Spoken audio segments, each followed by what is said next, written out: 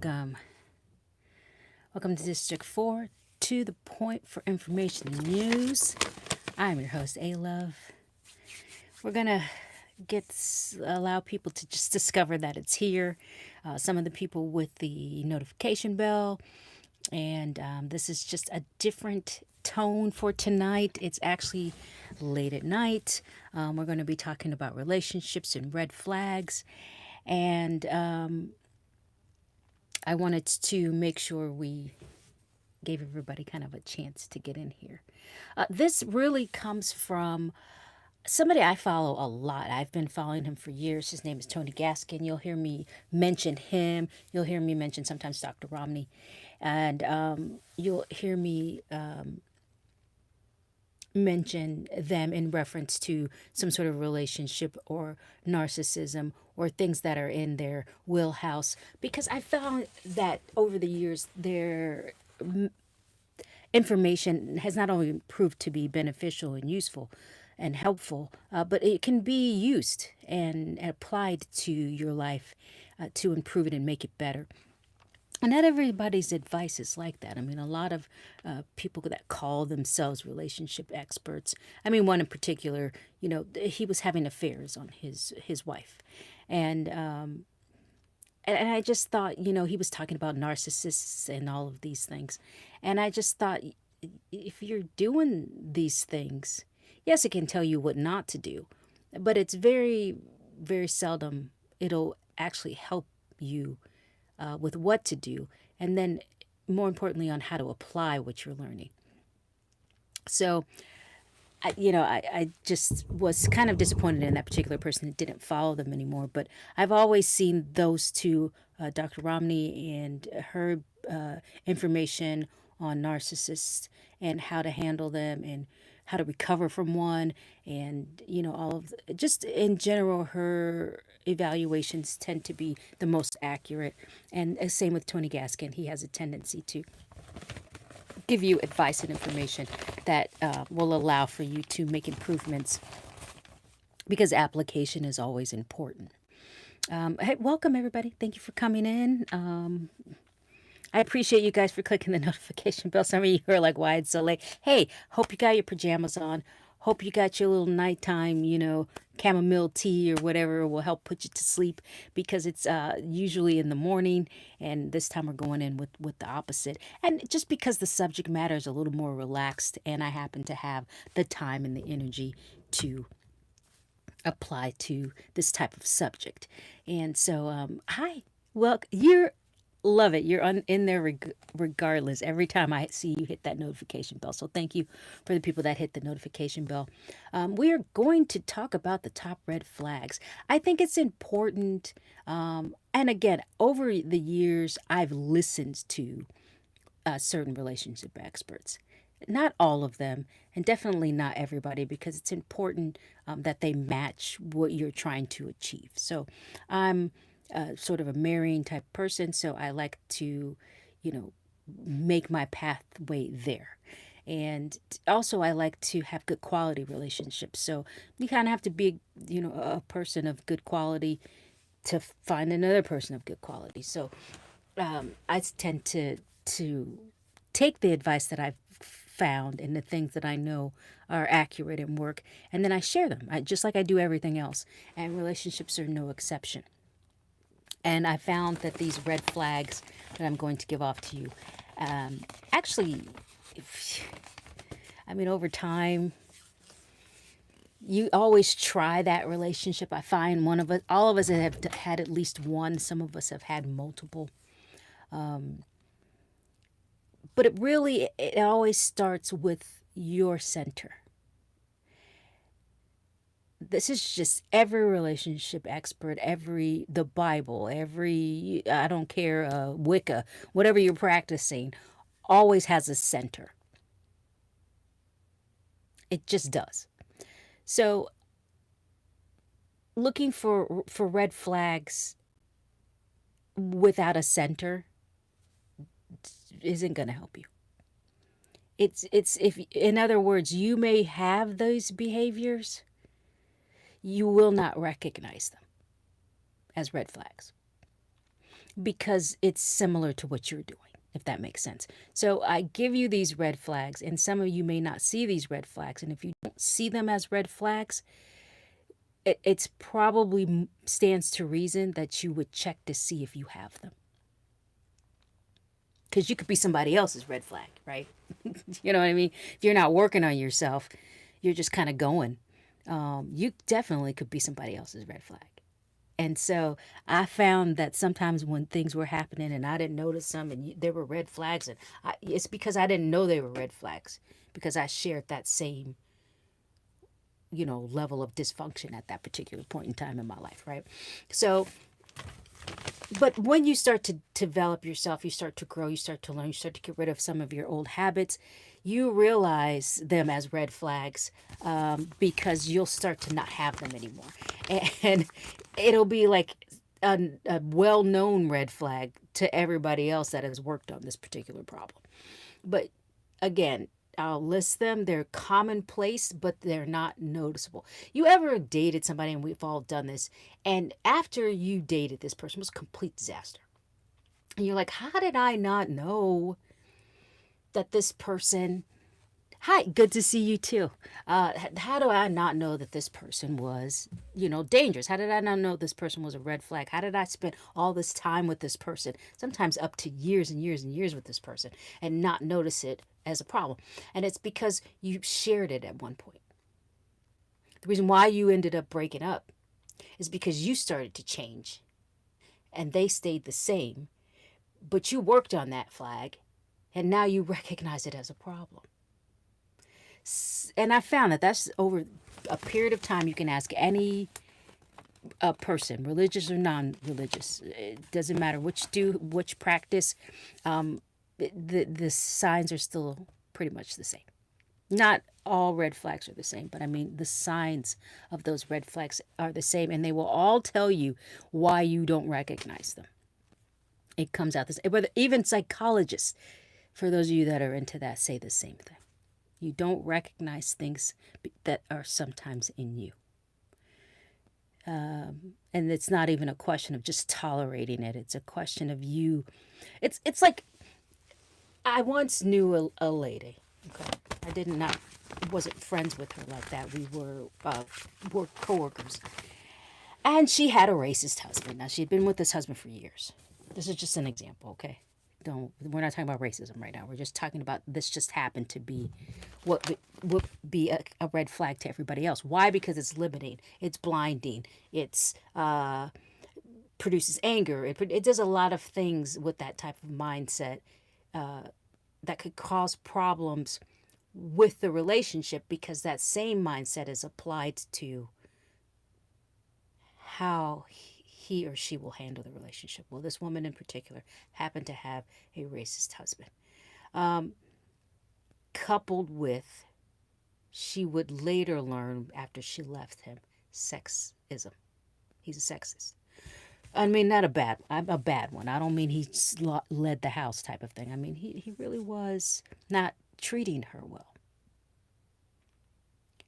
And she didn't notice it as a red flag because in some sort of way, she sort of shared that trait of racism, although it didn't have the degree that his had.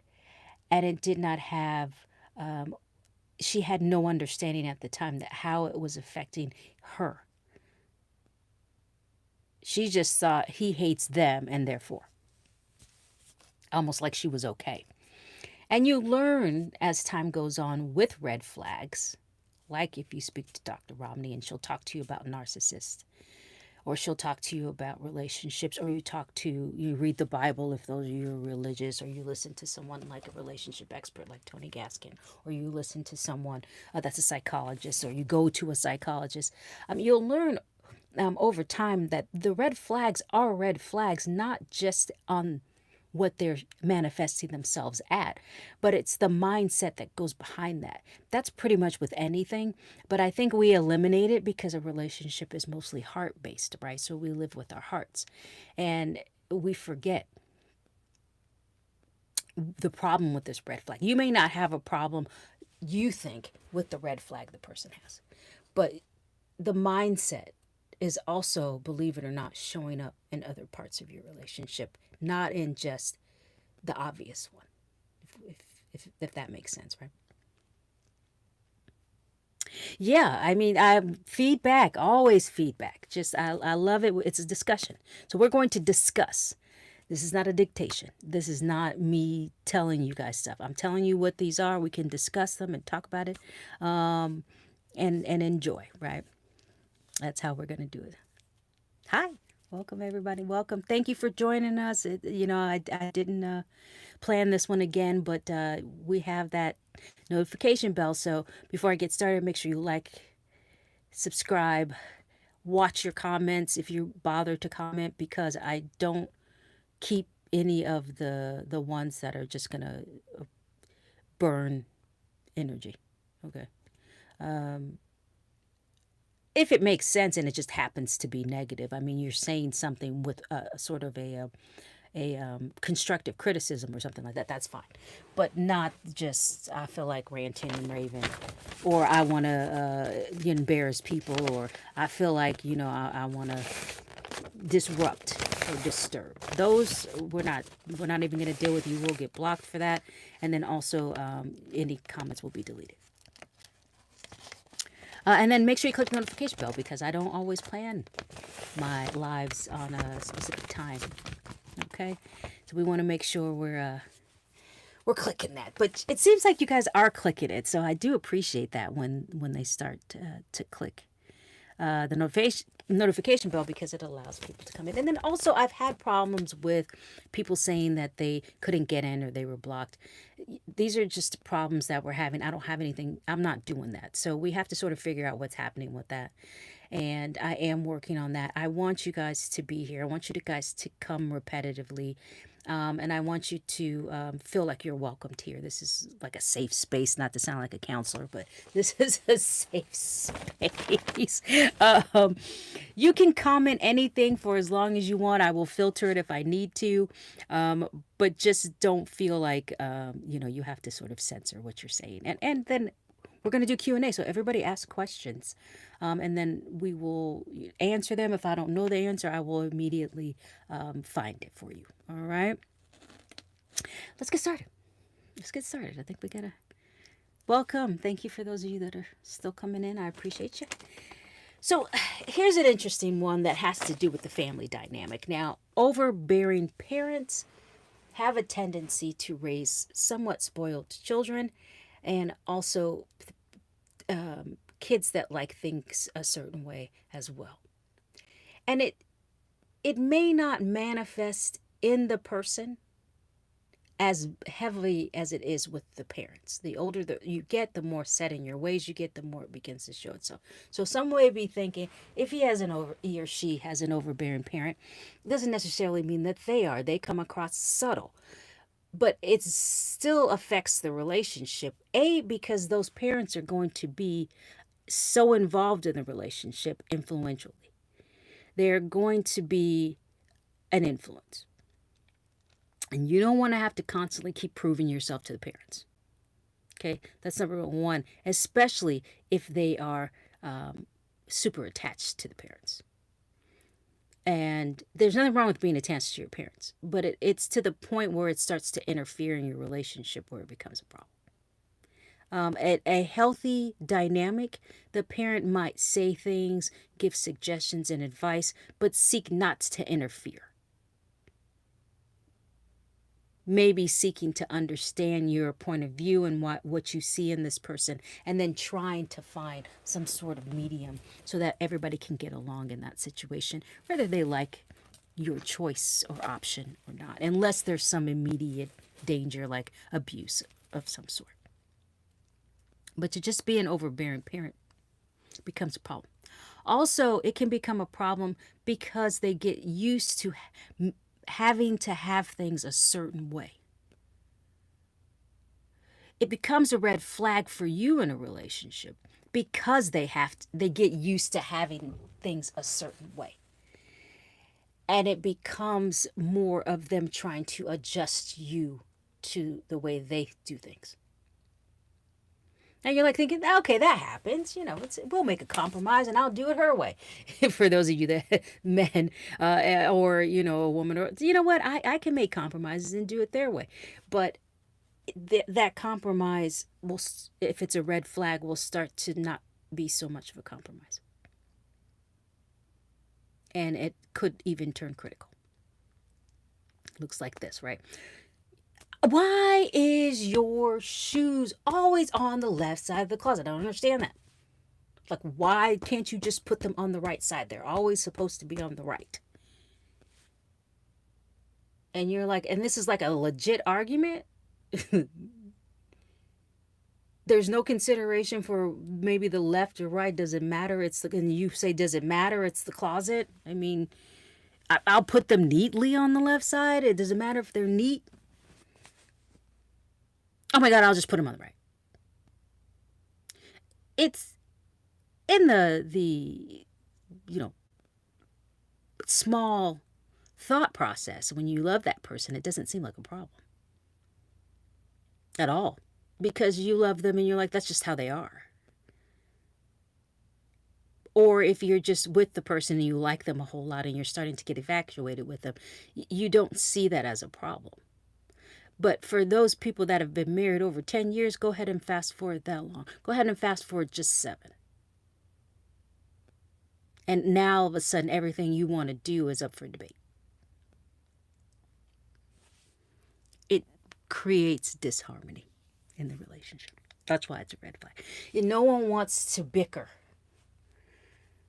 all the time over everything. It really means, in a weird sort of a way, you may not even be compatible, because if the shoes have to be on the left side every single time, then maybe they need to find somebody who likes their shoes on the left. Because these are preferences that are turned into facts. And it creates, in the long run, a lot of bickering. It's just a lot of bickering. It's just, and some people can tolerate that, and some people can put up with it, and some people, but more than likely, no matter who you are, if you start thinking of a long-term relationship, in the short term, you probably don't care if they're not going to be around long. If you're hooking up and all of this culture, you hooking up or you just sleeping together or whatever the situation is. The problem is, what happens if you're sleeping together and oops, I'm pregnant? This is how you get those baby mama situations or baby daddy situations where you just really weren't thinking long term like that. And all of a sudden, this bickering that didn't really matter in the beginning, whether you put it on the left, the right, you're suddenly tired of hearing it down the road.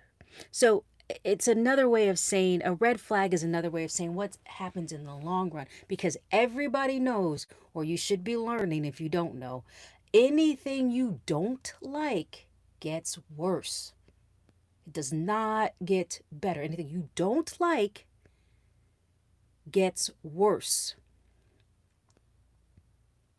It does not get better. It does not improve unless the person themselves changes it. If you don't like the fact that you just have to have your shirt collar down, or you just have to have the shoes on the left side of the closet, or the toothpaste must be on the cap, or it's just, then that's a red flag, because it's just going to get worse. Questions, comments, anything about being overbearing? No one intends to be like their parents. You just are. You know what I mean? It's because it's a foundation, right? Or whomever you were raised with, whoever raised you gave you a foundation. And that foundation is what you actually stand on. Everything else is built on top of that. So unless you work on something, you consciously say, I'm going to do this, I'm going to get therapy, I'm going to do whatever it takes to not be overbearing, you will just automatically fall back onto what has been stable for you for many years. And you may not be as bad. The same person that has these overbearing ways with you in the relationship, you go visit their parents and they're like, oh my God, my mother's so overbearing. And you're thinking to yourself, whoa, wonder where they get it from. You know what I mean? Like, surprise, surprise. And they don't see it. They don't see it at all. So, but it can be a result of a lot of tension in the relationship. And because you can't change everything. So you move the shoes this time to the right side of the closet because you still want to fight about it. And then, okay, fine, I'll put the cap on the toothpaste. Okay, fine. The shoes, the shirts are hung up, and the pants are in the drawer. Okay, fine. And then after a while, you start to question whether or not the person even likes you because they're always on you about something. Because what you're doing is not being yourself. You're actually changing to accommodate what they think is right. Make sense? Yeah, I mean it's subtle. That's the thing about it. Most red flags, believe it or not, aren't like heavy. They're like subtle things. And you have to look for those subtleties.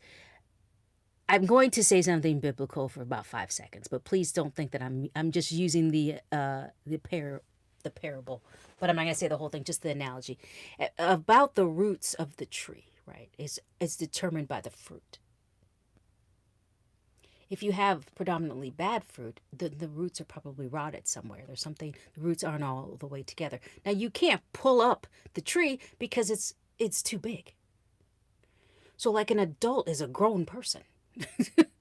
You can't unravel them and take them back to childhood, right? They're going to show you their childhood, their problems, their thought process by saying little things or doing little things. So they have to be subtle the older the person gets. So you have to kind of know what to look for.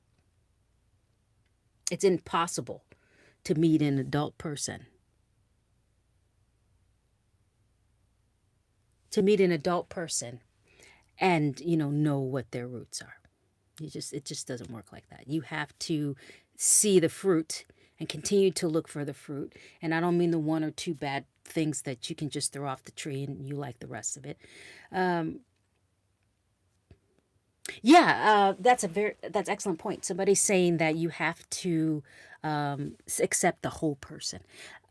I feel like that's a mistake. I feel like people make that mistake all the time. I mean, I've done it myself, where you like some of the person, but not all of them.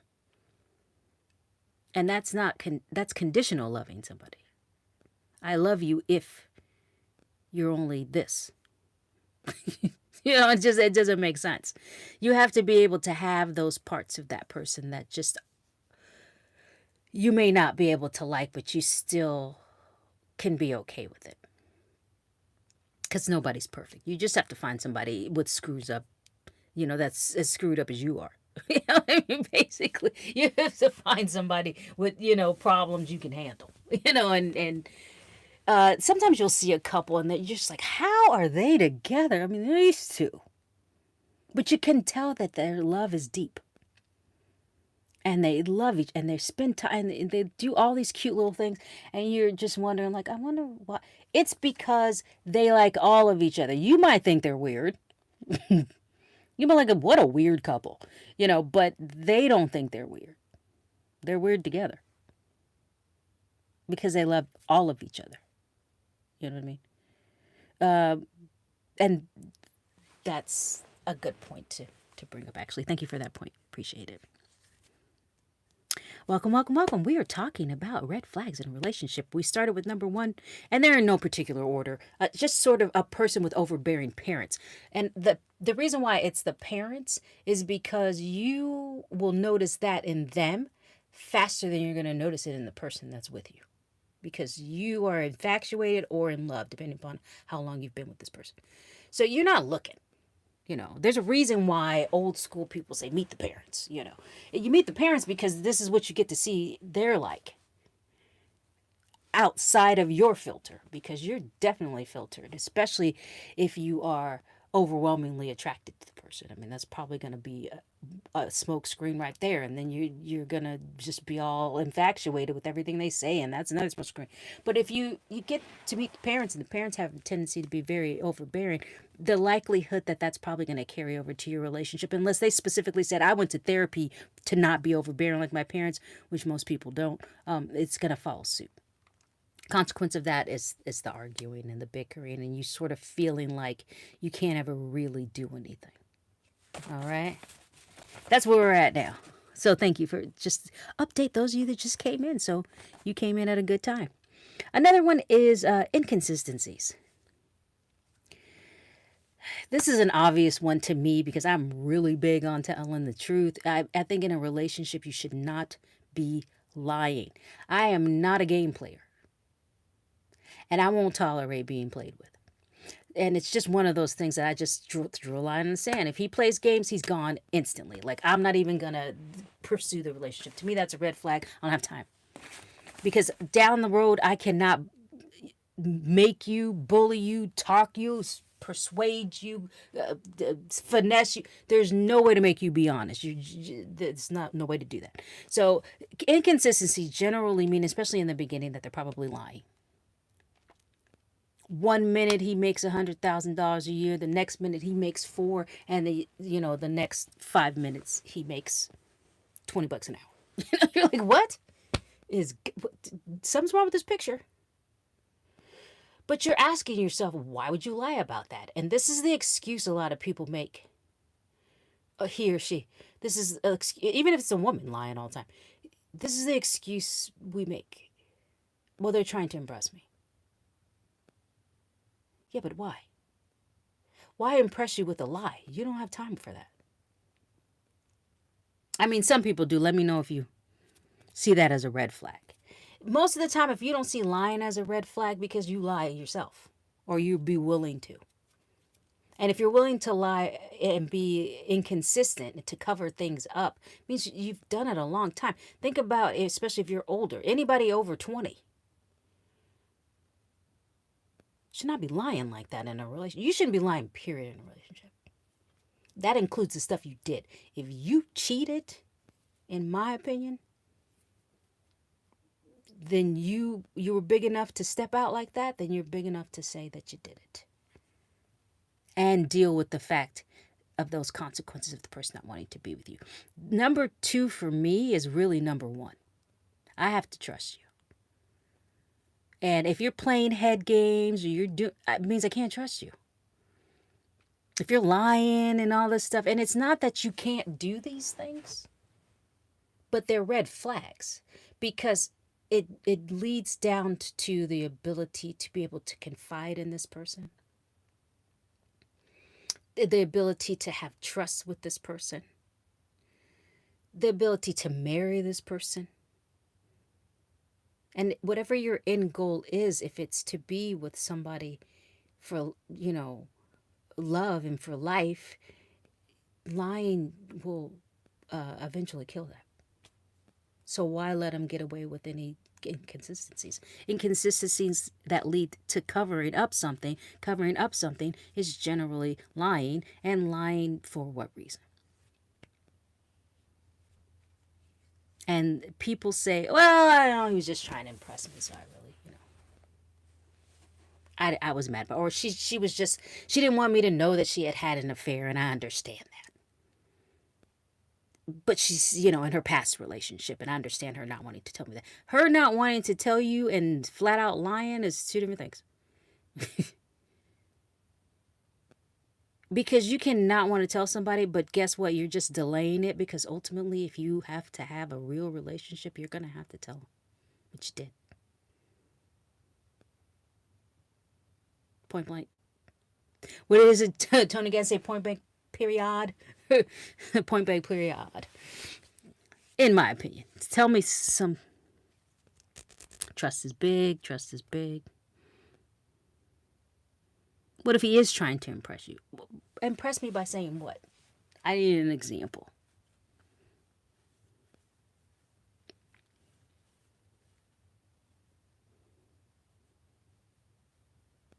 Yeah, somebody called me out. They said, didn't you say one of your boyfriends told you he liked poetry and he didn't? Yeah, but he told me. I wouldn't have known had he not told me the truth. So he wasn't lying. He bought time by telling me something that he was interested in. But then he eventually told me that he actually wasn't interested in it. Otherwise, I wouldn't have known. He could have just kept that up.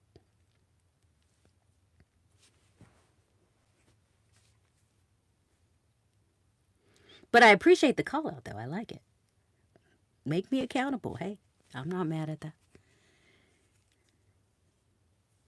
Yeah, financial inconsistent. Well, I used finances just because it was an obvious one, but yeah, I mean, if you there should be no need to be inconsistent in your finances, and I think a lot of times certain guys will not want to tell the truth about their finances is because they can't afford to care for you, and if they can't afford to care for you, they're pretty sure you're not going to stay with them. If they're pretty sure you're not going to stay with them, they're desperate to if they really want to be with you, to make you feel like they can.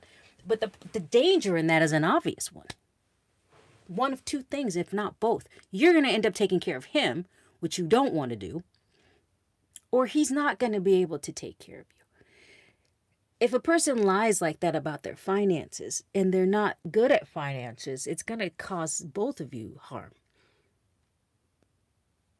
Because ultimately, you're going to have to continue to compensate for his inability to provide. And men, don't let women fool you. She doesn't have to be a gold digger to need you to provide for her. Providing for her is a modern day way of protecting. It's one version of it. Because I heard a guy, oh, women are just gold diggers. I heard a guy going on, and he was a man boy, so he's really mature. And it's not that. It's as time goes on, you have to know he can be responsible for money. And if he's struggling to care for himself, how could he possibly care for a family or for you?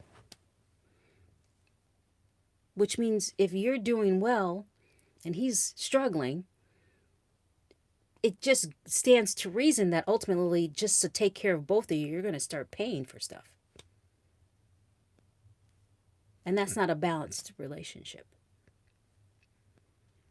Incidentally, whether she says it or not, she's not going to respect you very long. She's going to start treating you like she feels, which is like she wears the pants. So if she feels like that and you start trying to, assert yourself in another area that's not financial, she's not going to really listen. Am I right or wrong? Just ladies, right, wrong, back me up. What? Men,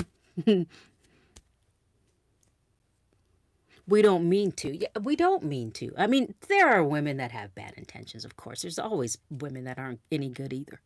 But we're talking about just regular, a good girl. You find a good lady and you want to, and she's not consistent with, her past, for example. She's got about 1 million stories to tell one story. And you're like, that sounds wrong. Like something about that doesn't sound right. And you discover, at one point she slips and tells you, the story of her infidelity, or she slips and tells you the story of how she treated men, in the past, or or her lack of respect. She'll start to reveal just like anybody would reveal. And it's the same thing with a man. So when you have inconsistencies, that means something's buried under there. And that's an option for them. The problem is down the line. Their go-to is to cover it up first. And who knows how long that's going to be a lie before you discover it. It'll start to get you in trouble. Financially, emotionally, just trust-wise, confidentiality-wise. If someone's constantly their go-to is to cover it up or to hide or to lie.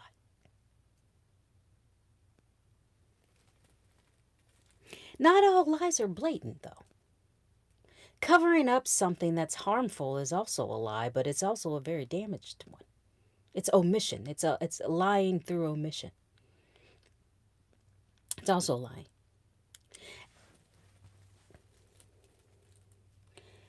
There's also, somebody say you never lie. There's also lying to buy time. knowing that you eventually have to tell the truth.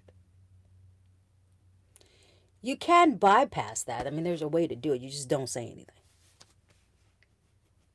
It's technically a lie because you're not revealing, but you're only doing it long enough to take the time to reveal the truth.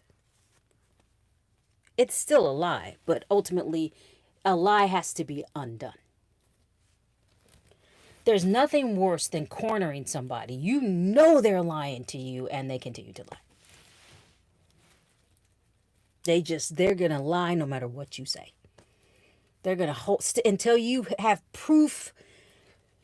Stare them in the face, and sometimes even people will still lie then. You know, this is not a person to build your relationship around, because you're going to be constantly chasing them. Bottom line, you're going to be seeking the truth all the time. You're going to be frustrated, and then they're going to do it more because you stay with them and you keep putting up with it. It's like that girl or guy that's like, the joke I saw. This guy on TikTok said, nobody cheats on me because you are done. You understand me? 16 times, because this 17th time, this is it right here. And I cracked up laughing because I was like, really? But that was part of the joke. Part of the joke was, what? 16 times? What do you mean the 17th? You already let 16 go. What's the difference between 16 and 17? And that's kind of like how it is when you go with this level of, but it starts not at flat out lying. It starts as being just inconsistent. That's the subtlety. That's the flag. The flag is the subtlety. So the subtlety is that there's just inconsistencies every now and then. But you've been dating that long, but there's some inconsistencies there. That's a sign of somebody that will have a cover up or a lie as a go-to. Like for some people, cheating is an option. You know what I mean? It's like once you open yourself up to an option, it can be a go-to. So I think it's hard for people to believe, but some people actually have never cheated. You're like, what? That is not true. I have never cheated on anybody. True story. It doesn't make me perfect. So don't go all in on, oh, she always sounds perfect. No, I don't. What I am is honest. And to me, cheating is another way of lying. And I've found not one good relationship that wasn't heavily impacted by that deception.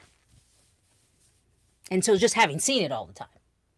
I was young enough to see all of these relationships and these infidelities, and people have multiple girlfriends and boyfriends at the same time. And, this is just the way that my family was. So I just decided I was going to be the opposite of that.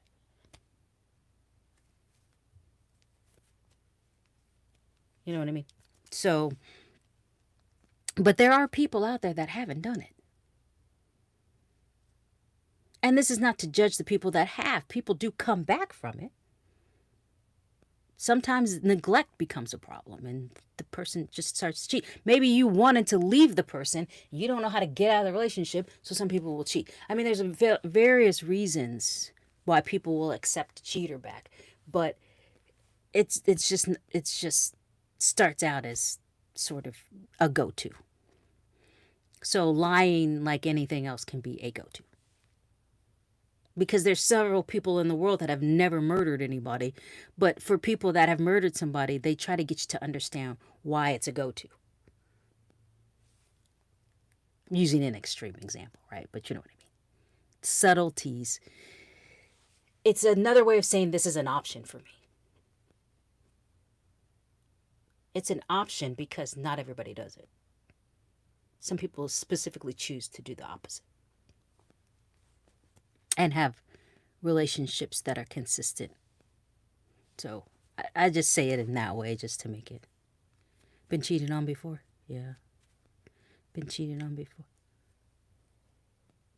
Cheated because you were neglected? Is that what you said? Cheated because you were... Do I think that's a real thing? No, I wasn't saying it because I didn't think it was a real thing. I said it because it is a real thing. Sometimes people are in relationships, and I always use this one as an example. I had a friend that had a sister that her husband cheated on her, like a downgrade cheat, because I liked her, so I call it the mistress, the downgrade, the downgrade cheat, and it's because she wasn't affectionate. I'm not saying that's a reason to cheat, but it's certainly something that you think, if you're an affectionate, you love to be touched and held, and you like the sexual intimacy of the relationship, and you love, and I'm like that, so I get it. I understand. I mean, I wasn't justifying it. None of us in the room were justifying it because we were all having like this sort of discussion as to why he did it. But you can kind of see how that could be a problem because she really wasn't affectionate. She was not a handheld holding type of girl. She didn't like PDA. She definitely, like sometimes you sit and you just put your hand and rub, your partner's thigh, or you hold their hand, or you lay your head on their shoulder, or you lay in their arms. She was like not like that. She didn't like to be touched like that. And I guess over years, I mean, they had been together for a long time, he was silently suffering with this, which for him probably should have been a red flag if you think about it. Somebody already just said that. I literally was thinking the same thing. Probably it was an incompatibility thing. It's not that she's wrong for that. She could find a partner that probably is equally the same. But he wasn't like that. So, I mean, and I think he just broke out one day and just decided this woman was giving him the affection that he didn't have. Now I don't know how rare that circumstance is. I don't know how many people are like that, but the way he described it, you could certainly understand how he could have fell into that. But he should have said something. like we're like, come on, I mean, I get it, but that doesn't mean. And she was like, I'm still not taking you back. I don't care. She just did not care. She was like, whatever. And, I was cool with him. I was cool with her. So I was really, dating her brother. So I was cool, with him. But I was just trying to, sometimes people go, what are you thinking? I was like, well, I can see both sides, like I get his point of view, but you're right. He probably shouldn't be cheating. And then they didn't stay together for obvious reasons, because he did cheat with a woman that he didn't even end up with. Sometimes it happens like that. Yeah. Sometimes it happens like that. I mean, I mean, I can imagine that being a difficult situation, but it's not that at all I didn't understand why she had left him anyway. She should have gave him a chance. You really do feel like that? How many people think she should have gave him a chance? But he cheated. There's other ways to handle that. He could have spoken to her. They could have, maybe he could have broken up with her first and, then started to pursue other relationships. I mean, I don't know. And it wasn't even like it was a relationship. He just sort of ended up cheating. It's like almost randomly, because instantly he regretted it, and instantly he got rid of the other girl. Or he never pursued her. Because he wanted to be with who he was married to at the time. You don't feel bad for him? I don't either. I just, I don't know. Sometimes you draw a line and there's a boundary for her, and the boundary for her was stepping out. So it wouldn't have mattered what his reason was. She wasn't going to stay. But he just, at least we gave him a chance to say his piece, I guess. Moving forward. So, attention or lack thereof. Now, this is a personality type. It's actually called histrionics if you go into the psychology of it. But if it's not to that degree, there are some people that just need a lot of attention. And I don't mean from their partner, from other people.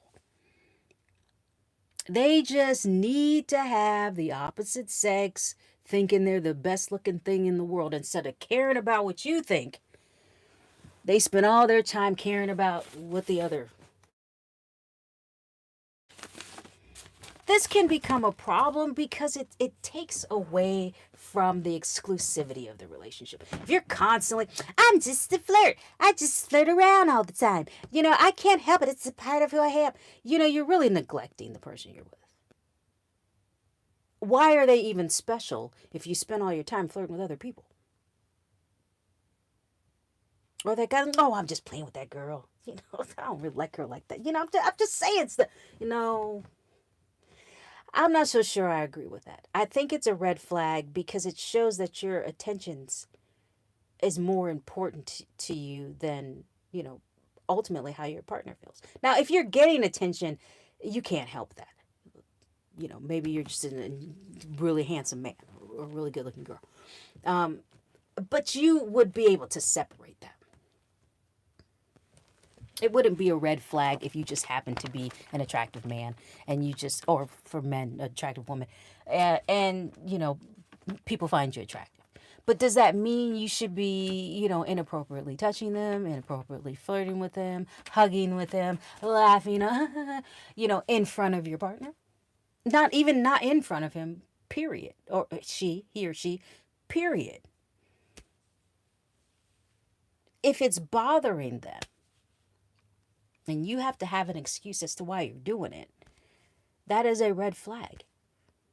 Why do you need that much attention from anybody but the person you're with? Questions, comments, anybody agree? Agree, disagree? Some people have a flirtatious personality. What do you mean some people have a flirtatious personality? You mean they're just friendly? Because there's a difference between being friendly and being flirtatious. Because you can laugh and joke and have fun if it's not bothering the person you're with. But if it's bothering the person you're with and they're saying, hey, you're doing too much. You're hugging. It just makes me feel disrespected or uncomfortable. And you continue to defend it. That's becomes a problem. You know what I mean? It sort of extends itself out to if someone else says something, you do it in spite of what your partner says. Or you defend going to dinner with your ex against your partner's wishes, type of thing. You should be able to have the freedom to flirt, to do whatever. You should have You should have the freedom to do whatever. Doesn't that mean you want to be single? Because why be with somebody else if you need all that freedom? I'm playing devil's advocate. Don't kill a messenger. Flirting is harmless. It's not harmless if it's bothering him. It's not harmless if it's bothering her. Why do you feel a need to get attention from other people? According to this red flag. Because it is a red flag. It's a red flag because that conversation right there. You're already not respecting the wishes of your mate just by having to have that conversation. You're already arguing back and forth and it's not even your partner. You're just arguing back and forth in a group. So you can imagine you're just like justifying yourself. Like, oh, I have to flirt. You really don't. It is an option. You might do something and not know you did it. Like, you see your best friend you haven't seen in a long time. It's a male. You run and hug him. And, you might not have thought about it at the time. But you better real quick after that look to your partner first. It just creates problems in the relationship. If we must, and you make me go there, one of the things in the Garden of Eden, yes, everybody knows that watches me knows what I'm going to say, is that when Eve ate the fruit that the snake gave her, one of the parts of the story is that she did not consult Adam. He was standing right there. She just did what she wanted to do, as if he wasn't there. And a matter of fact, if they don't tell you he's there, you forgot he was there. Even repeating the story, people don't repeat Adam and Eve were in the garden, and Eve ate the apple, and Adam was standing next to her. You don't hear that part. You just hear Eve as if she was by herself. And there's something to be said for that dynamic. It's criticized in the Bible, that dynamic, that fact that she didn't ask him or even look at him. She just bit. He said the snake who comes in between what she was supposed to do naturally, which was to look to him and be like, "Hey, should we be eating this, or what do you think?" So that they were punished, right? Obviously, it's just a parable, right? I'm just using the story as an example. You don't have to be religious. I'm just saying that's an obvious example because everybody knows the story. You didn't know that? Yeah, I mean, if you study a little bit about biblical teachings, that's one of the things that it's part of the study that they say. One of the things that you should notice about this story is that Eve did not even look at Adam. You almost forget he's there, and that's the truth. Right, because well, it might have changed the end. It might have changed it. He might have talked and discussed it and thought about it, and then he might have been like, maybe we shouldn't do. Just don't. We don't even. Or she might have been like, if I think about it now,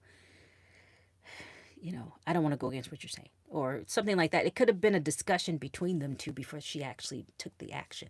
But instead, she did it, and then they penalized it. And then he turned around and said it was her fault. But it really wasn't just her fault because he could have said something, and he didn't. It talks about the breakup of that dynamic as well as the rest of the story, right? But part of that is the dynamic that which they were living. He was first. She came to help. God in the garden, don't eat off that tree. They're going to go against what they were taught. She doesn't consult. He doesn't say anything. And as a result, they did what they weren't supposed to be doing. Just a cliff note version of the story. I'm sure there's way more dynamics than that, obviously, but as it applies to relationships, what we're talking about when we say the need for attention. Attention is directed somewhere. So if you're not getting it from who you're with, they're going to be lacking. Questions, comments, I could be wrong, right? This is a discussion, so shall we discuss? I reference the Bible. Yeah. Have I studied it? Yes, of course.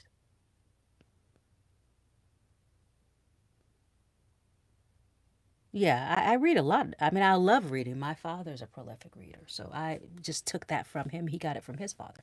So I do like to read, and the Bible's just one of the books that I read. Yeah. It's to be studied, but I also like poetry. You have to understand that I sort of dissected poetry even as a little kid. I was a nerd. I was a nerd. I just like reading. You know what? I didn't come across that way either. I still am. I'm not too far from where I was when I was a kid. I mean, I've matured quite a bit, but, I still like a lot of the same things. You don't think that's a red flag? Attention seeking? It's the fact that you're seeking it. Like, it can, you know, it's just like if the person watches a lot of porn, um, it changes the dynamic of the sexual part of the relationship. Because once you start pushing one limit, you want to push another one and another one and another one and another one, and it may be too much for your partner. I I am not going in on people's life for those of you that are about that life. I'm not saying there's anything wrong with it, as far as if you two feel like you're okay with that. But I do see a lot of times it takes away from the energy from wanting to be with your partner and starting getting more into an obsession of a really a person that doesn't like a fantasy basically.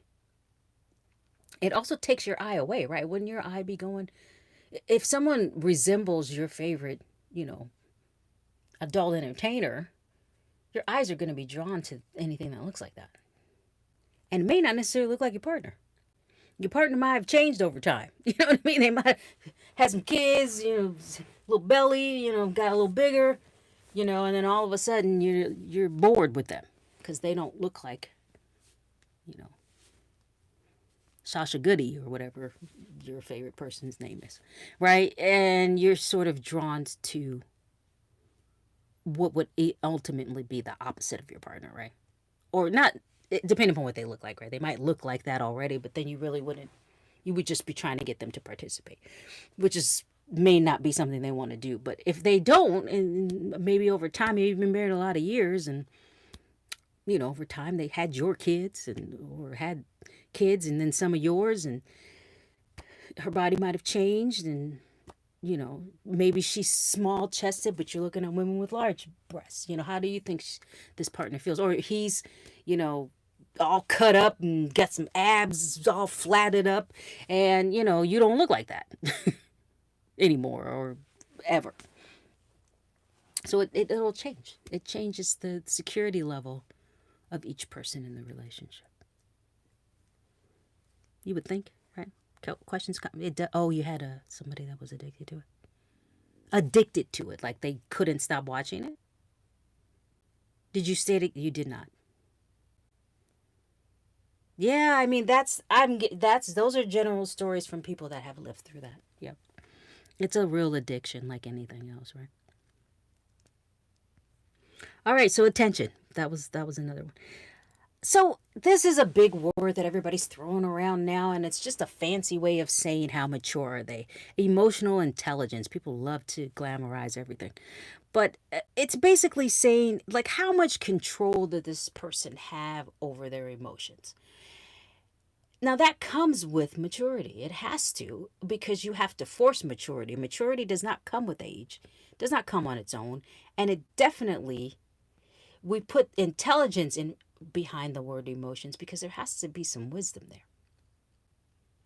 The problem with this is if you're a male, you cannot lead if you don't have it. And if you're a woman, you cannot be revered or respected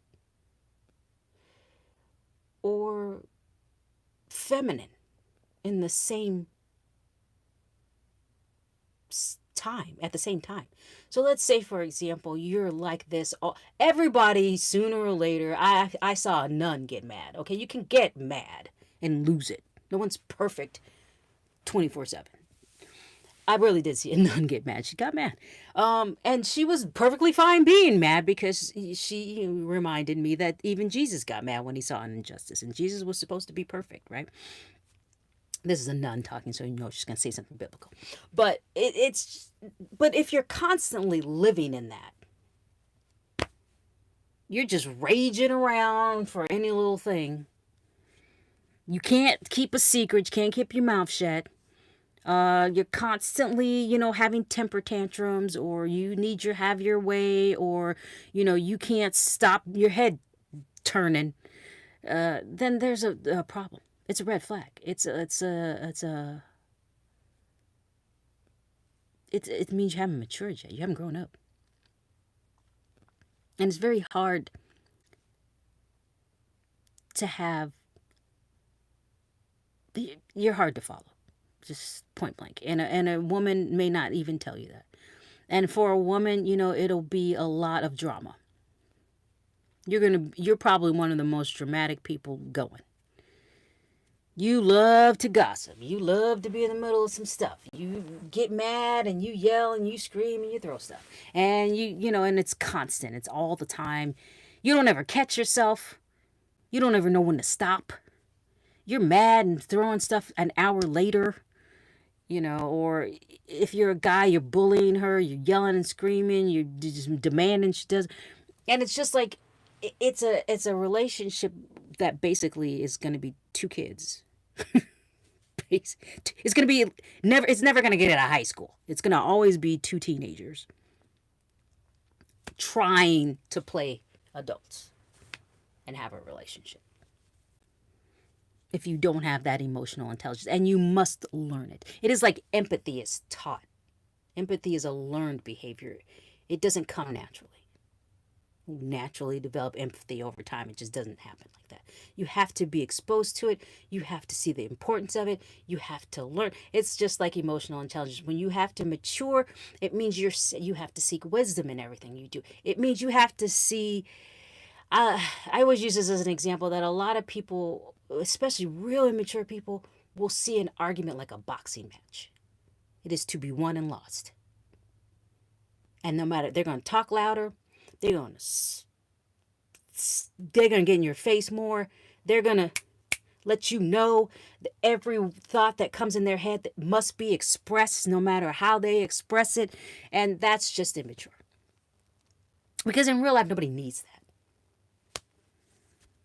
Nobody needs that. Nobody needs to be going all in and you're like 30. Nobody needs to be going all in and you're like 21. It's ridiculous. And when you don't have that, arguments blow the heck up. When some of them could have been small or non-existent. You also don't ever learn how to avoid an argument. Because when you're in high school, the tougher you are, the more revered you are, right? If you're in high school and you can kick somebody's butt, you're in high school and you yell back at the teacher. This is all immature things. Oh, she's so cool. Look at what she can do. But it shouldn't be that when you get older. It just shouldn't. You should understand the fragility of yourself and of others' emotions.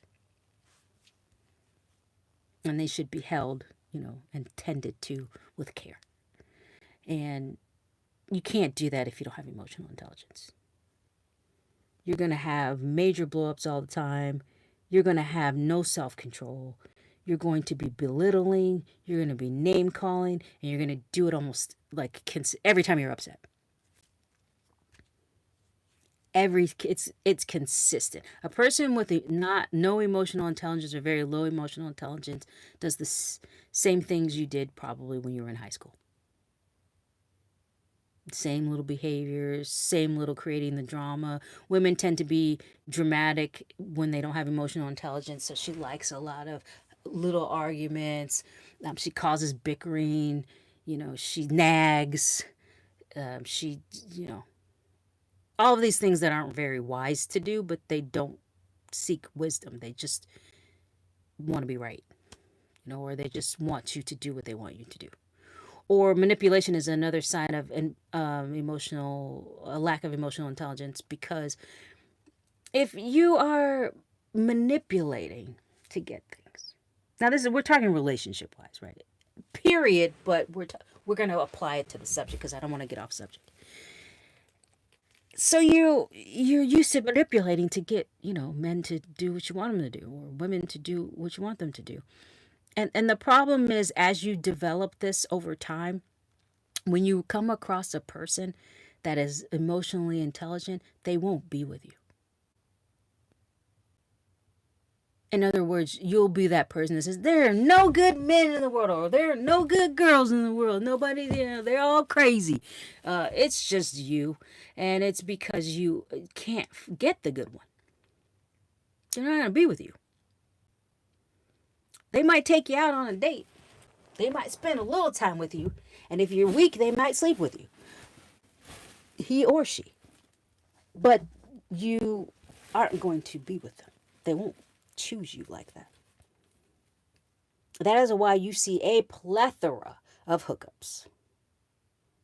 Because it is a person that might have had a moment of weakness with you, talked to you for long enough to realize that personality is not going to work for them, and they leave you because they've gotten all that they can get out of you. And you will repeat that cycle multiple times until you grow up. And there's... Yes, I did. I believe that someone's reminding me that dialogue kind of tells where the person's mind is at. And that's absolutely true. If you're saying, oh, shoot, I can't go that long without sex. Shoot, I'm about to, shoot, I don't know how you do it. You just have some self-control. It's very easy. But what are you saying to people listening? that you don't have the maturity to do it, right? It's not to say that you have to, but just to make a statement like that, it almost downgrades yourself. Or you'll say something like, I don't care how you feel. It doesn't matter. Well, why does it not matter? You have to be able to catch yourself when you say and do these things. This is not to say you're not going to slip, even if you have emotional intelligence. But if you're constantly living in that, that's when it becomes a red flag. I heard somebody say once, I don't like to have tough conversations. What does that mean? You have to have them. You're an adult. We all have them. What is the alternative when you don't have it, type of thing?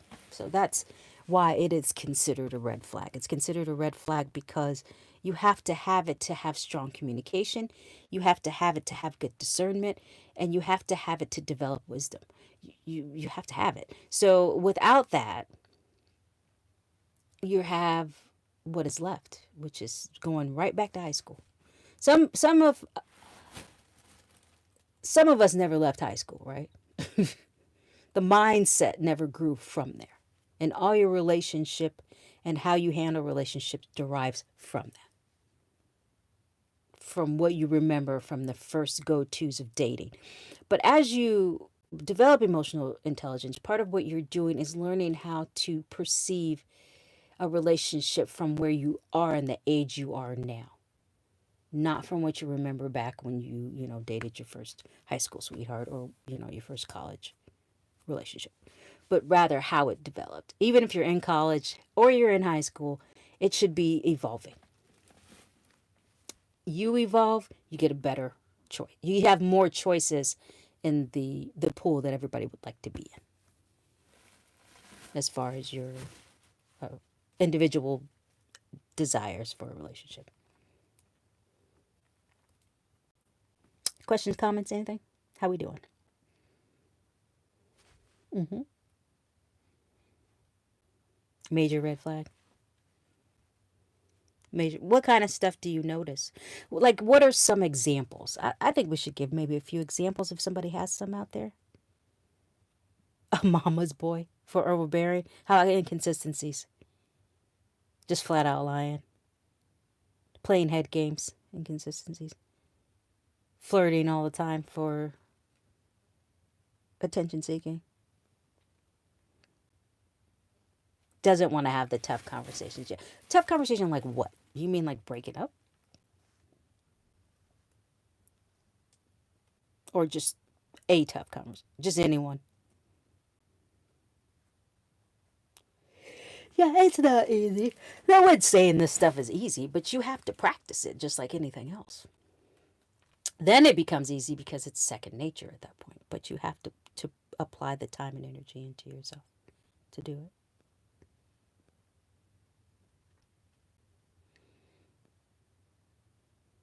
Non-intelligent, no, well, emotional intelligent. You don't mean non-intelligent, but you mean non-emotionally intelligent women. Always blame somebody. Hey, that's both men and women. And that's a real first sign of immaturity is that you're blaming someone else for your choices, including your parents. After a while, you have to stop blaming your parents. I think so. Well, because someone's saying, but if you haven't, it doesn't mean you're not. It just means that you haven't gotten over it, whatever it is. And part of maturing is learning to work through your problems, not bring them to other people to solve. Oh yeah, of course, anything's easier said than done. Putting action behind that is means you have to work on yourself and quit trying to work on other people.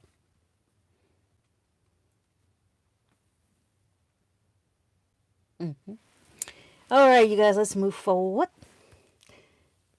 Oh, dangling bait. I like this one because this happens when someone tricks you into thinking they're emotionally mature. So let's just say, for example, I'm laughing at somebody's comment. I'm not going to read it though. They know who they are. So let's say, for example, money. Like someone will buy you. Someone will tell you they have, you know, just whatever, jobs for you or stuff for you or whatever. The truth of the matter is when a person does that, they generally are pretty manipulative people. So you're never going to get what they perceive themselves to be. So it is a red flag. You have to be able to see it in a subtle way, because this one in particular, especially the older you are, is the easier you can hide it. It's easy to hide stuff as you get older because you learn how to do it.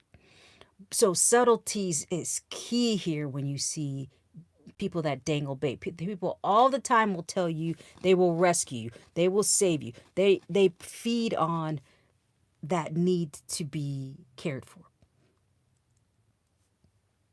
Females do it too with younger guys. They start paying for everything and they just basically take care of you for being with them. But in a lot of men's cases, they don't actually have what they say they have. And so you're thinking in the sense that somebody worked this hard for this. Someone was able to have the intelligence and maturity to build something from nothing. And it's none of it is true. They're probably maybe okay, but not at the level you're thinking. I think a big misconception a lot of times is people think that money is what you want from the person. But there is a selective group of people that actually can care for themselves, but would rather prefer somebody that is not as successful, for lack of a better description, but only because of what it takes to get there. You see, that's the emotionally intelligent person. They're not looking because they want to buy name brand stuff. I mean, this is really immature if you think about it. What is the purpose of that? But the reality of the situation is they know what it takes to get to that level and what you've built. And it takes a lot of hard work. It takes a lot of maturity.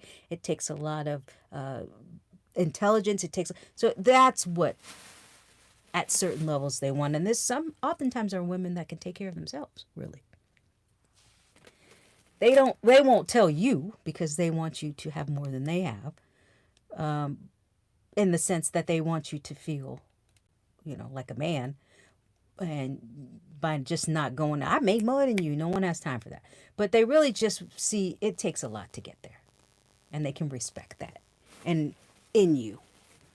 So that's kind of how it is. Now, there are always those ones that just want to get out of where they're at. And don't want to work for it maybe on their own or can't work for it on their own. And they choose to try to find a guy they think has money. This is the one that the bait danglers get.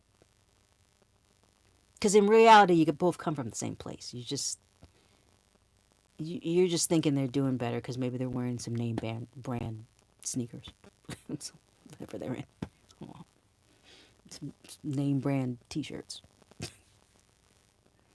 Which is silly anyway, because a lot of those brands, if you have that much money, you don't actually purchase. They give them to you. Somebody said, what? Is that what I just said? You mean what? I say that all the time. It's the truth. You really don't pay for a lot of that stuff. Just get it. Because people will buy it because you have it. If they know you have something. But also, sometimes it's a favor. Sometimes it's just you shop there a lot, and so they give you a lot of stuff for free. They'll actually open the store for you when their shipments come in, and you can come in and grab stuff before it even gets put out. I am not lying. I kid you not. That is the truth. I don't know why they give people with more and more stuff for free. I don't know. Maybe because you can reciprocate it. You know what I mean? And I talked about this. I talk about this a lot of times because it shocks me that people don't understand how that works. It's not to get off the subject too much because we all often get off the subject, but it it's a reciprocity, right? It's not that they're just giving them free stuff for the sake of giving them free stuff. They're giving them free stuff because maybe at one time you spent a lot of money in the store. Uh, Maybe you can do a favor for them and they're going to give you this in exchange. It's usually like doing something that helping out somebody that you know can reciprocate it if they need to. It becomes unfair if you can't do that on the same level. You see what I'm saying? So that's kind of why it's being done. It's like when you have a friend and they're like, hey, I have a nail shop. You want to come get your nails done? Yeah, of course I'm going to go to you. You're my friend. Absolutely. And then in return, they'll be like, "Oh, I got you." You'll be like, "Ah, can I get a friend discount? Can I get some free?" And they'll probably do your nails for free. They're really close friends with you. So it's you build these business relationships, and then somebody opens something or has something or does something, and you kind of do the same thing. Like, "Hey, this is a nice bag," and they're like, "You can take it." Like, really? Awesome. Yeah, you spend a lot of money in the store, and if you ever need anything, just let me know. I'll open the store for you. I'll get that out for you, discount or free, depending upon what it is. But yeah, for sure. It's the same with any income level. It just looks more ridiculous, you're thinking, because the person has money, but it's not something that's done for the reasons that you're thinking. You like that I explain stuff? Yeah, well, it's, for some people, it's new information. So dangling bait. Dangling bait is a red flag because most of the time they don't have what they say.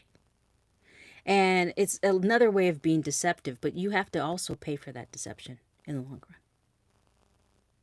Because they presented themselves to be something that they're not. So now you have to get to know who they really are. And generally, if you had to pretend in the first place, you were attracting a woman you shouldn't have been with in the first place. Almost if you have to trick her to get her, you're probably not going to keep her. Or him, vice versa. Sometimes women like, I sew and I cook and I clean and you like sports, I like sports. You like to read, I like to read. And she turns into and morphs herself into this completely, or she's this over the top, you like stripper looking girls, and so she's got her boobs out and she's pulling in the waistline and she's got these tight pants on and she's looking over. And then, you go to kiss and she's like, "Oh my God, I don't."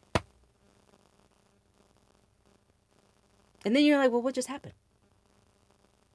You were all down then, and now you, no, I like stripper time." And all of a sudden, it's a whole nother person.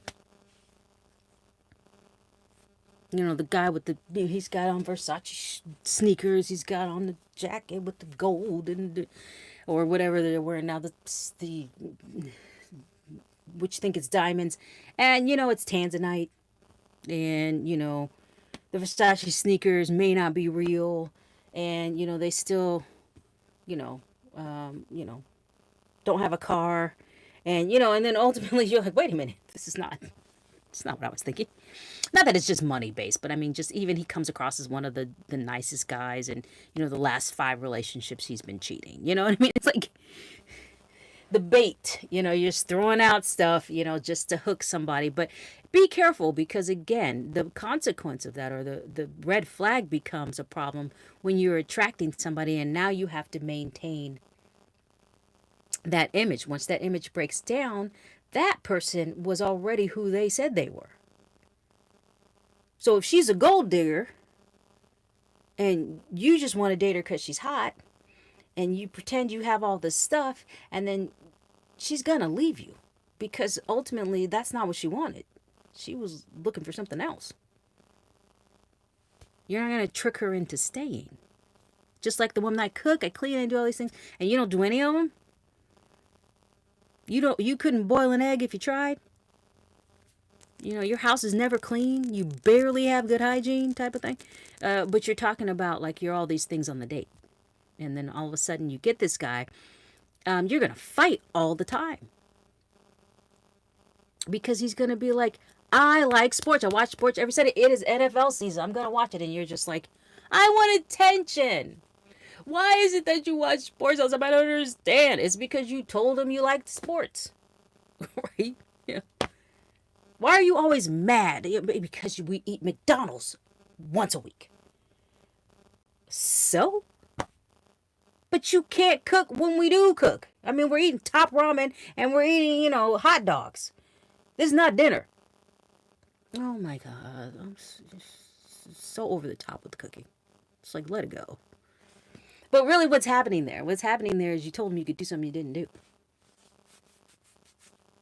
Right? I like to work out, and then you don't ever get off the couch. You know what I mean? Like, so bait. It's almost like a bait and switch, but bait just in general, just dangling bait there that attracts somebody you like, but they aren't really who you think they are, and you're not who they think you are. And they might still stay with you, but it's going to be a lot of arguing. It's going to be disagreements in very small little areas that will eventually take its toll on both people. Another one, addictive habits. Now, this could be just addictive to anything. This could be addictive to actual substances. It could be addiction to shopping. It could be addiction to, you know, you've got to have attention. It could be a need to, I don't know, have friends over all the time. Someone has to be over all the time. So you got a slew of people hanging out at your house all the time because you won't be by yourself. It's any type of excessiveness that will probably ruin the relationship in that. The problem is, what do you think it is? That's right. That's absolutely correct. They don't know it's a problem. They don't think that that is affecting a relationship in the way that it actually is. So it's hard to bring to somebody's attention something that they're addicted to. If I like to shop and I don't see that as an addiction, right? I just see it as my go-to or something fun to do or something that I enjoy. If I am on the other end and it is draining our finances, I have to constantly come up with the money to keep you shopping. It becomes a problem. If I like to, collect things. It seems innocuous, right? It's not a big deal. I collect, Star Wars stuff. I'm making something up. I don't know what that is, but Star Wars stuff, or I collect magazines, or I collect anything, and it starts to pile up in the closet, or I collect kids. As Angelina Jolie, one time Brad Pitt had to finally tell her to quit adopting kids. Just knock it off. For whatever the reason is, it becomes a problem because you don't know it's a problem. If you're used to hoarding in your houses, or you don't clean up and you're just used to living like that, and you're almost a hoarder, it's a version of addiction. Yeah, how hard is it going to be for your spouses to live in that if they recognize that this isn't normal? You know what I mean? If you eat chalk, this could be a problem. Anything that's obsessively being done. Because a healthy person is about balance. Anything to the extreme can be too much. Now, if you recognize it's too much and you just like, okay, I'll calm down, that might be different. But if you're really just, that's what you do, it's going to be hard for anybody to tell you to stop it. And then ultimately you can lose your relationship because of it. If you constantly sabotaging, it doesn't have to be anything outside. It could be something just there. I don't even know how many people that sabotage relationships all the time. Sometimes people sabotage them because they think they're too good for the person. Now I know this because I was, of study of my psychology, studying psychiatry really, but psychology, and the person, might think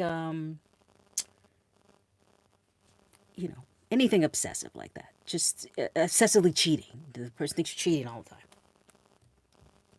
I mean, it is constant. It is. It is an obsession to this at this point. You go anywhere and he's like, "Are you cheating?" And you're like, "Calm down. I went to the trash can. I just threw out the bag in the dumpster back there. But it. It's an addiction. It's an obsession. It's something that's too extreme to ignore, and it's going to be hard to tell you are too jealous, and you're like, what are you talking about? Because I love you, because I care about you. Now you're getting into this discussion you're going to have 100 times, and the person may still never change. So you have to see it as a red flag because it's something you can't control. Not even that you want to control it. It's something that if it's out of control, you don't have the ability to fix. You don't have the ability to change it. You don't have the ability, and the other person does not recognize it as a problem because it is an addiction because they don't see it as a problem. Right? People apply that only to alcohol or only to drugs, and the behaviors, that's why there's an AA for almost anything. There's emotional AA, Emotions Anonymous. There's an AA for drinking. There's an AA for drugs. There's an AA for families that are involved with people that have addictions. There's CODA for people that have codependency, for people that have addictions and problems. There's a whole bunch of CODA for people that want to fix everything. There's all of these groups that deal with these types of wordings. Because even if you're not the person doing it, you will spend all of your time trying to stop the person from doing it. Till you make yourself sick and you need to get some help. That's why they have all of the Al-Anons and the Nar-Anons and the Emotion-Anons and Code-Anons, making up stuff. But you know what I mean? They have all of those for the people supporting the people with the problems. So it becomes just sort of this, it's a difficult problem to have. And it's a red flag because sometimes, many times, most of the time, the person doesn't want help. Because they don't recognize it as a problem. And that's really what the red flag is. The red flag is, in a case like this, the person more than likely doesn't recognize it as a problem. But you do. So now you have two opposing sides trying to exist at the same time, if you look at it in a weird sort of way. Yeah, addictions can be, some of you been there. Yep. Even shopping can make you broke. Seems harmless. Gambling can make you broke. You know what I mean? Because they hide money after a while, or they steal money after a while from something else and put it in towards that habit. They start when you have more money, they just make their purchases bigger, or their gamble bets larger. You're like, what if you're a million? Person said, what if you're a millionaire? I'm like, great, they can spend more money. That's basically how that works. It doesn't tone them down, it just makes them spend more. Another one is, let's move forward. And if you guys have any questions, comments, you guys are really big on the addiction one. Yeah, they're not going to. Somebody said they have to hit rock bottom. All of them have to hit rock bottom. If it's Emotion Anonymous, no matter what it is, by the time it's said and done, that person has to recognize it. And that's the point. The point is that they don't. So how long will it take them to figure it out? It could be a lifetime. They may never figure it out. But in the meantime, now you're in love, because eventually, if you start dating somebody and you develop and you love, and you're in love with this person, and there's really nothing you can do. So you're at an impasse because you don't really want to leave the person in their time of need, but at the same time, you don't know what to do. It's when it's a red flag, you use it to prevent from getting to that point. All these red flags basically mean a red flag is basically saying, notice it now so you can retreat if you need to. I mean, if you think you can handle it, like forget it, they're an alcoholic, I got this. I'm going to be there for them. I love them anyway. I don't care. Which is some people can do that, or some people are like, forget it. She shops all the time, but I have plenty of money. It's fine. I don't really care. I don't really see it as a problem. Whatever. If you're not seeing it as a problem, then it's not a problem. But if they're not seeing it as a problem and you see it as a problem, then it's a problem. Because it's not going to matter that you see it. It only matters that they see it. And they may never see it. So I don't ever judge situations like that. I don't even judge if people take people back that cheat. Somebody just asked me that. I don't judge it. I just think that you have to be able to take what you can handle. And so for you, like I said, not everybody sees these as red flags. But it's a lot. You may not see it as a red flag, but it can be, depending upon what you want to do. Sometimes you don't have a choice. I know what you're saying. Sometimes you get into the red flag and it doesn't show until after you're together. And that might signify that you might have moved too fast. But you might have been willing to take the risk because you just want to be with the person that much. And then suddenly this red flag pops up. And then some people will leave immediately. Oh, nope, not doing it. And some people will be like, you know what? Maybe we can get through it together type of thing. I don't know. If somebody says, does it work out eventually? Usually no. Not without a lot of changing. Not without a lot of changing. No matter what you do sometimes with flags like this, it's going to break up anyway.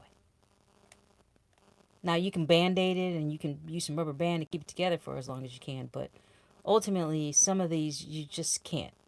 If somebody's emotionally is non if they're not emotionally intelligent, how do you combat immaturity? You don't.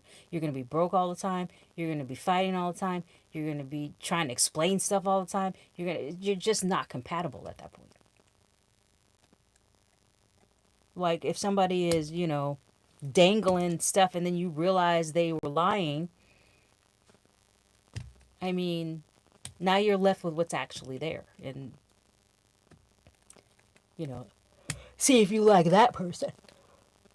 Attention seekers, you can't fix that. They're not going to want to stop it. They're just going to keep explaining why they have all male friends. They're going to just keep explaining why, they went to dinner with their ex, even though you told them not to. They're going to just keep explaining, and you're going to get tired of hearing it after a while. Inconsistencies, nobody wants lying all the time. Time you turn around, the person's lying. You're sick of that. You're going to get sick of it after a while. Overbearing, you're just going to get tired of them nitpicking at you every second. You know what I mean?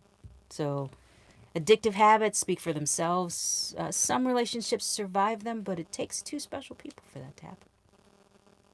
Because the addicts themselves became addicts for a reason. And maybe that reason is something you can't fix. So the idea is to keep yourself from getting, to have to get to the point where you have to decide in that way, because it's you would have been through so much by the time it gets to that point. It might have taken the wind out of you. You might just stay out of comfort, never truly be happy. Questions, comments? Yeah, I mean, I feel like, yeah. I feel like it's better to catch something at the beginning. I think that's true. I would agree with that. People don't know what they do. I don't think people do enough self-examination. I think you just pick a safety net of people around you that aren't going to challenge what you're doing. I think you know what you're doing is wrong. I feel like people have a conscience in that way, but I feel like that you can just override it if you surround yourself with people that are doing the same thing. I mean, you almost can't. Honestly, I feel like, and this, somebody correct me if I'm wrong, you kind of can't hang out with people that have red flags like this unless you somewhat get them. You will just eventually leave. It'll eventually end the relationship. But if you stayed and stayed and stayed and stayed and stayed, there's something else going on. Because there would be a reason why you couldn't let that go. You know how many times an addict has begged somebody to leave them and they don't go? And then eventually you have to just let it go? Or how many times a dangling bait is going to not pay the rent before you realize you can't keep stepping in and paying for them?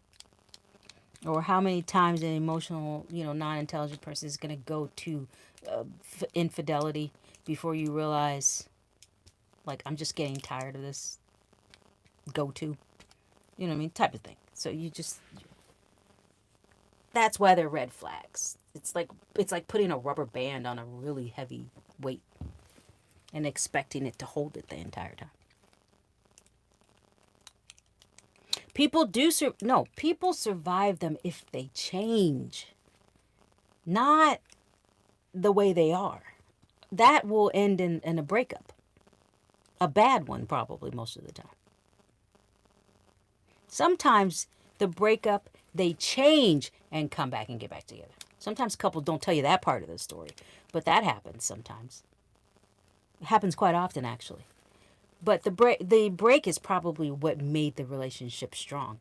That they were separated and they didn't want to be without each other. So they were willing to make the changes that they needed to make to be together. Somebody once said, it was a psychologist, and I can't remember his name, but it's probably been said by multiple people, that you can't, sometimes absence is better. Because it allows you to do the things you couldn't do together. So you could be together. So I can't remember who said it. It's like an unknown quote or something like that. I probably read it somewhere. Somebody put it in fact check me if you remember that quote. But I might have even misquoted it, but it's something similar to that. But basically, they're just basically saying, sometimes a breakup is not a bad thing. I feel like sometimes if you leave at this stage, it gives openings for changes to take place.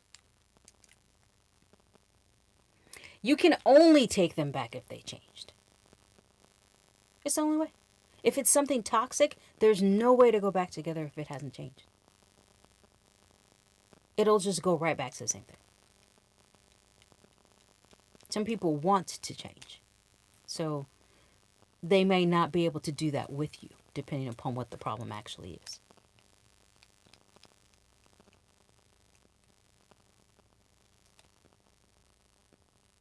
Some people just go. What do you mean some people just go?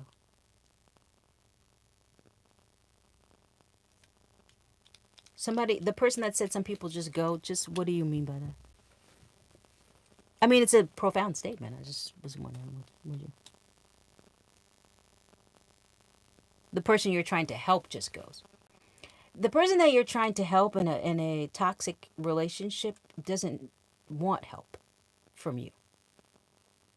They won't allow you to. They can't. They're just not in a place to take it. If you're healthy and they're not in a place to receive you like that. You know what I mean? I wouldn't feel bad if I were you. It sounds like you have a personal experience with that. I wouldn't feel bad if I were you about that. Take it back. You could break up and then, you guys make the changes and then get back together. But you have to maybe not blame yourself as much as you're doing, and maybe that's how you attracted that person in the first place, because you're blaming yourself for everything. I don't know. I'm not analyzing you, and I'm definitely not a counselor anymore, so I'm not able to put you through that. But that's what it sounds like. Another one is like friend groups. This is gonna get hate mail. I feel it coming already. Birds of a feather, according to that saying, do what? They flock together. So, I don't believe when someone says, oh, my friends are a trip like that, but I'm not really like that. Yes, you are.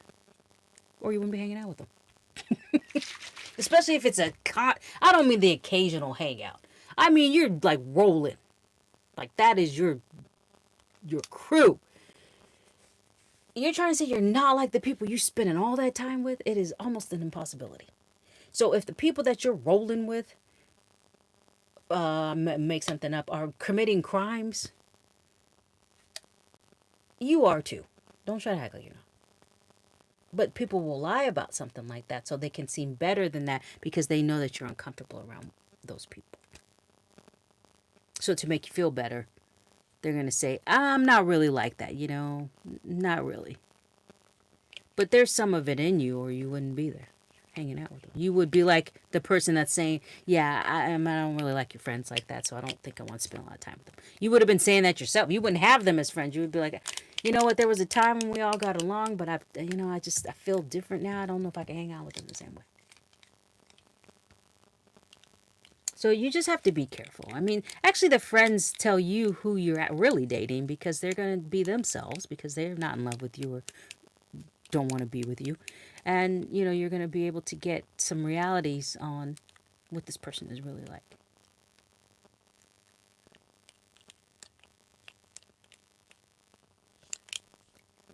Do I think, you're asking my opinion, do I think a person with no friends is a red flag? What do you mean like no friends? Like they're sometimes you don't need any at that time in your life. It doesn't mean you don't ever have any or you never had any. It just means at that time you are just in a different place. Oh, like a loner. What do you mean? Like no socializing, you mean? I don't know. I feel like we're all social creatures. So I mean, you're saying no socializing? You mean they're walking around all day not talking? I mean, I don't. It depends on what you mean by that. I mean, some people like solitude. They're called introverts. They'll spend time. I mean, introvert, unfortunately, can be invited to 1,000 things and they'll go to very few, if any. They prefer. To just be. One of my favorite videos is this lady is an introvert and she always talks about it. And so, one of her videos, she was saying the caption reads, how an introvert responds when you ghost them. I mean, she was just sitting there drinking some tea and some she's eating her little bacon in the morning. She had the window open. Like, she was, like, not phased at all. Because she was like, well, you either get back to me or you won't. She was, because you don't put so much into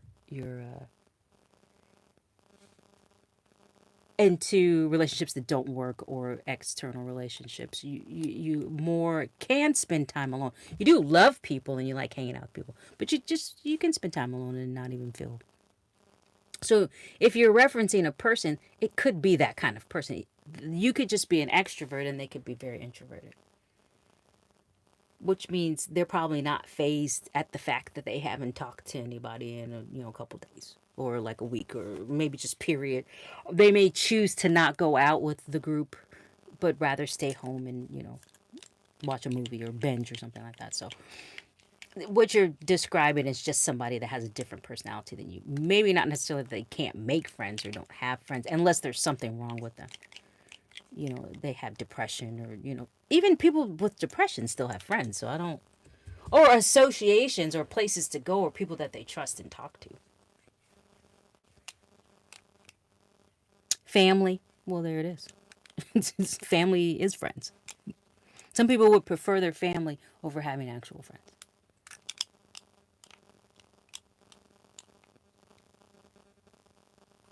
For you.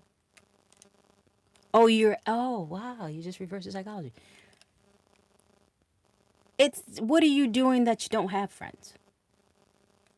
I guess would be a way to, so you're basically asking, are you a red flag because you don't have friends? But you spend a lot of time with your family? No? Unless what, does anybody, you guys answer out there, do you think that that's weird?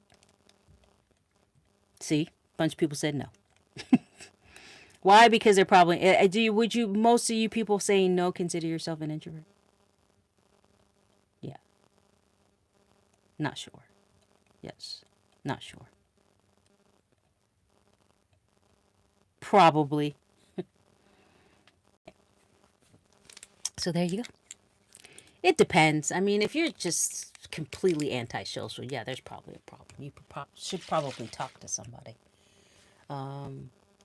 Because I believe counseling can help you work through some things. So maybe you should maybe talk to somebody about why you don't feel a need to socialize with people.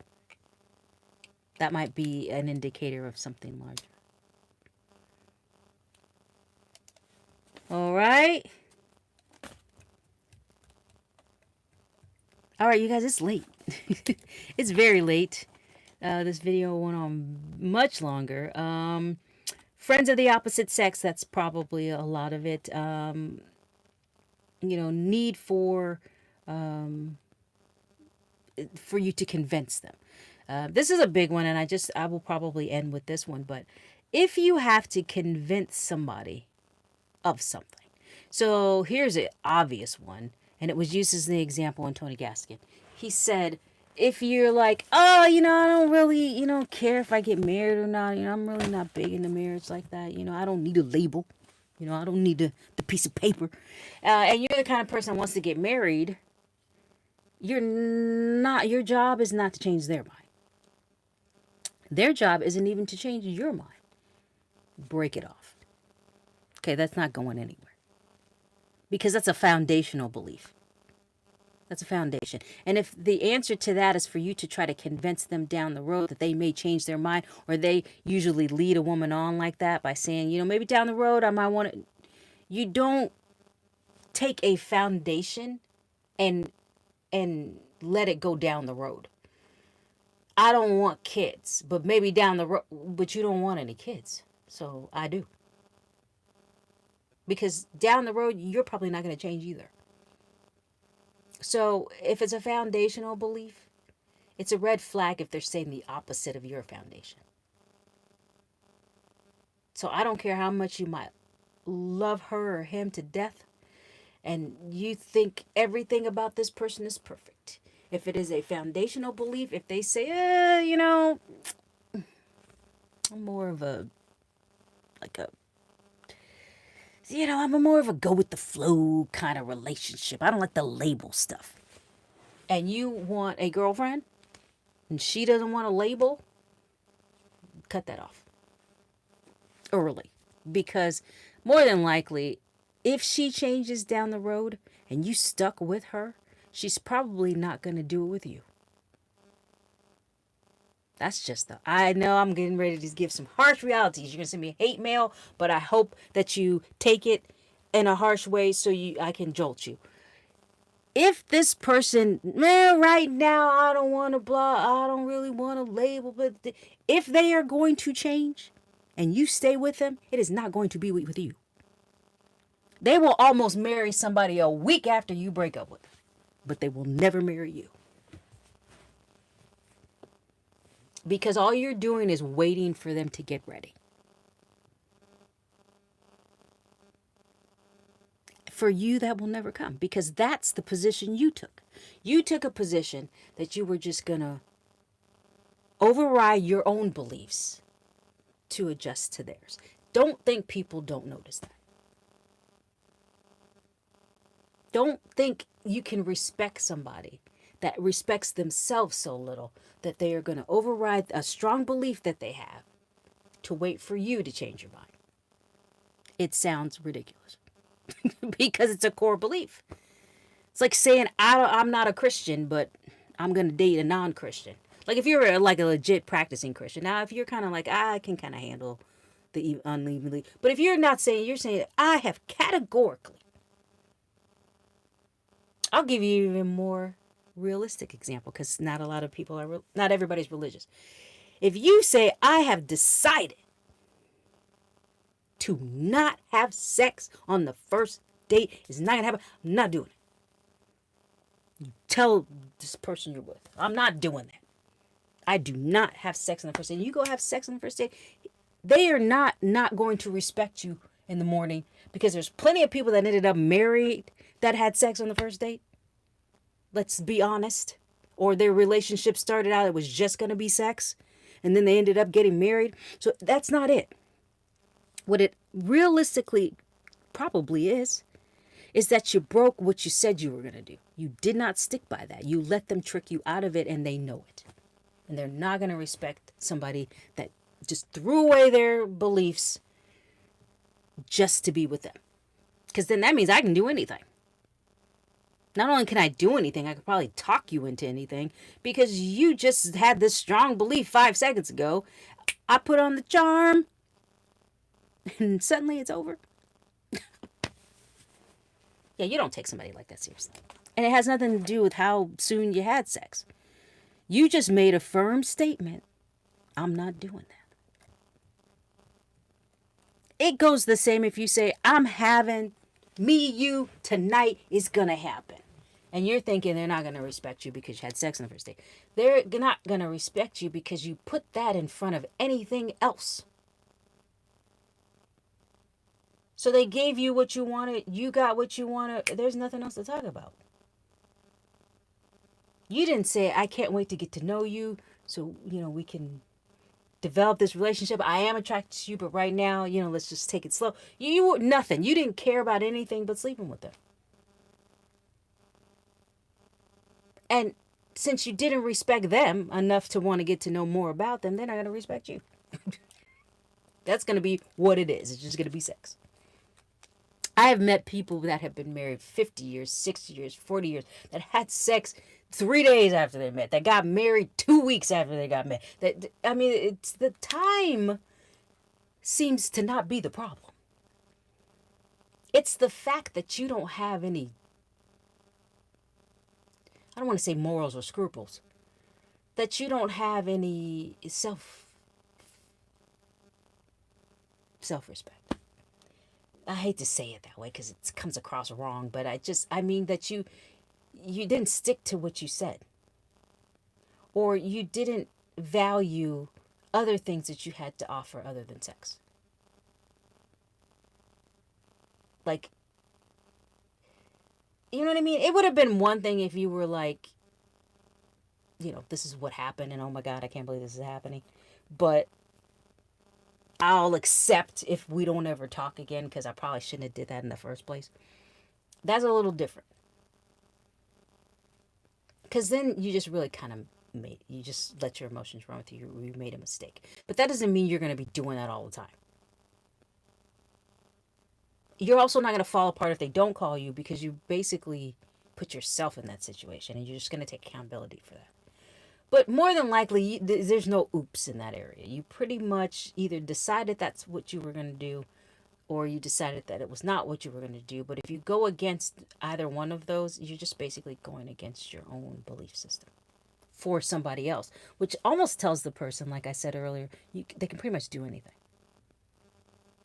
Or talk you, if it's a deceptive type of person, they can talk you into anything. So I would think of it more of that way than I would think of it the actual act of sex itself, because again, I've interviewed a lot of couples that were married 50 years, 30 years, up to 60, and some of them went so fast it wasn't even funny, but they just knew. And they stayed together. So there was something wrong with that theory. But many of them did stick to what they believed. They did treat with the couples that were loving, not the people that just like an institution, they just stay together. But a loving couple always say the same thing. They say respect is big, honesty is big, communication is big. And all of these things are big because they breathe love, right?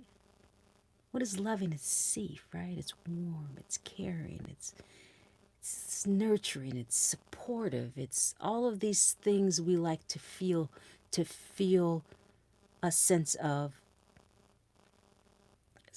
security, support, love. All those things can't come out of a place of dishonesty.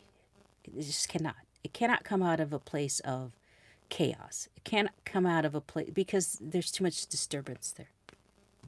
You don't get a chance to get to that part because you're too busy doing so much other stuff.